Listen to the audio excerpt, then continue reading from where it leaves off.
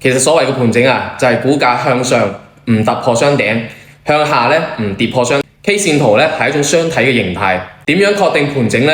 好簡單，下跌前嘅盤整咧先有升幅，而上升前嘅盤整咧先有跌幅。啱好我有幾個經典嘅案例啊，同大家一齊傾下呢一方面。譬如話呢一隻股票，佢喺盤整之前咧有一定嘅跌幅，跌幅越大，後市上升嘅空間咧就越大。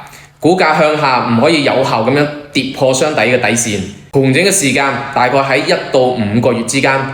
炒股嘅秘訣啊，就喺市場好嘅時候咧全力出擊，行情唔明朗嘅時候咧坐定定等機會。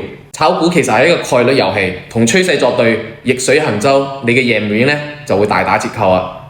其實炒股啊，最重要就係首先要保住我哋嘅老本先。保本有2個要訣，一係要快啲止損，二係唔好一次落重注。股票大部分嘅時間咧係理性同埋有規律嘅，只有你肯定勝率超過50%嘅時候咧，先至可以入場。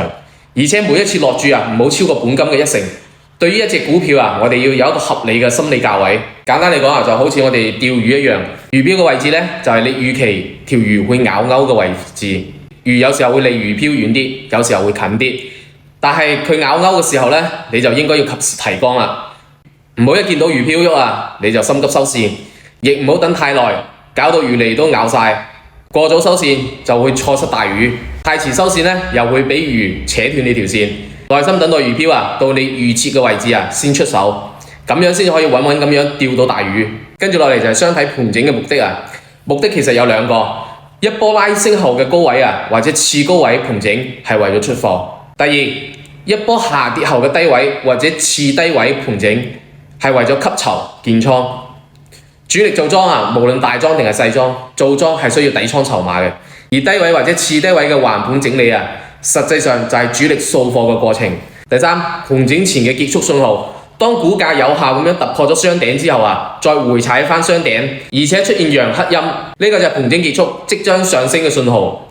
大幅上升後嘅高位啊，或者次高位啊，無論 K 線莊家做得幾咁靚啊，嗰度嘅盤整啊，一律最好唔好參與，因為高位嘅陷阱啊，水太深啦。